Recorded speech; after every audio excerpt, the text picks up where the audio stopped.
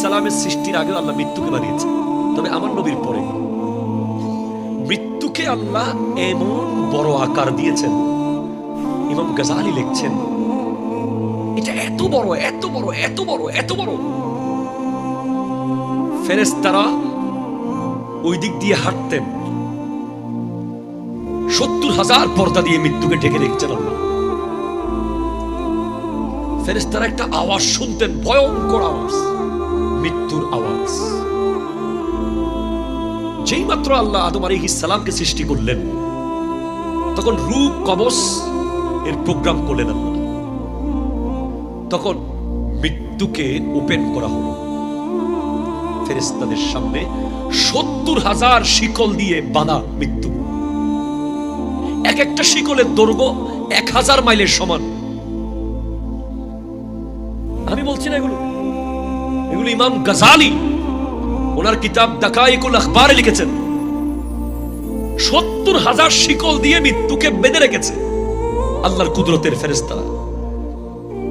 এক একটা শিকল 1000 মাইলের কাছাকাছি।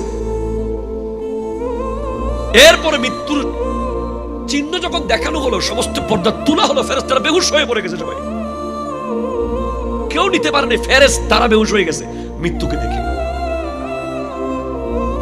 এরপর তারা যখন জাগ্রত হলো বেহুশ থেকে, আল্লাহ, মৃত্যু এত ভয়ানক, এত ভয়ানক, এত বড়, এত ভয়ঙ্কর। তখন আল্লাহ বলছেন আজরাইল আলাইহিস সালামকে, এর দায়িত্ব তোমার। সে তো আমার চেয়ে অনেক পাওয়ারফুল, আমি তাকে কিভাবে কন্ট্রোল করব? তখন আল্লাহ আজরাইল আলাইহিস সালামকে তার উপরে পাওয়ার দিলেন। ফেরেশতারা জিজ্ঞেস করছে, আল্লাহ, আপনার জগতে মৃত্যুর চেয়ে শক্তিশালী কিছু কি আছে? মৃত্যুর চেয়ে ভয়ঙ্কর কিছু কি আছে?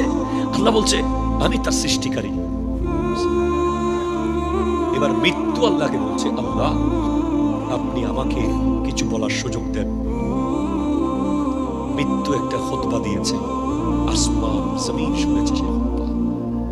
খুতবাটা ছিল এমন, আমি সেই মওত যে আপন মায়ের কোল থেকে সন্তানকে নিয়ে যাব,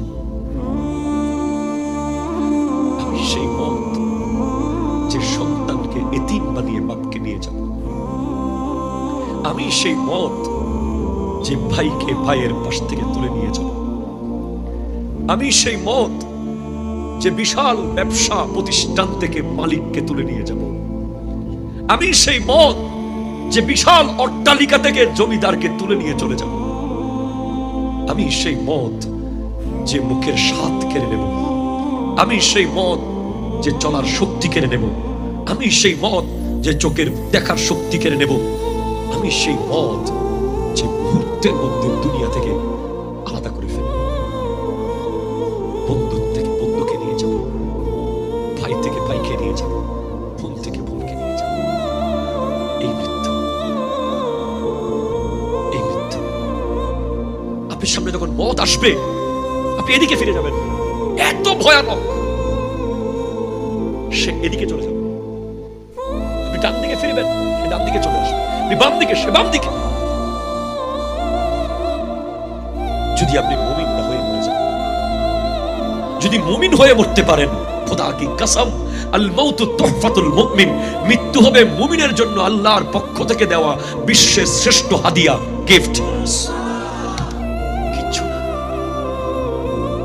সব মিথ্যা, যেগুলো আপনাকে আজকে আগাগোড়া জড়িয়ে রেখেছে, এগুলো সব মিথ্যা, সব মিথ্যা, সব মিথ্যা, সব দুই দিনের, সব দুই দিনের, সব দুই দিনের, সব কিছুক্ষণের, সব কিছুক্ষণের। আসল হলো ওই কবরস্থান যেখানে আপনার দাদা শুয়ে আছে, যেখানে আপনার দাদি পড়ে আছে, যেখানে আপনার বাবা আর মা পড়ে আছে, মনে মনে টনে টনে মাটি আছে। আপনার ছোট্ট একটা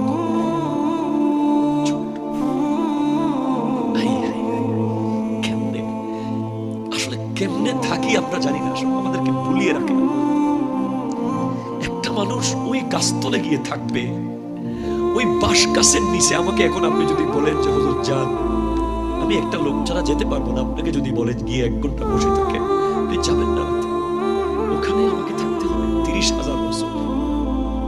40,000 বছর।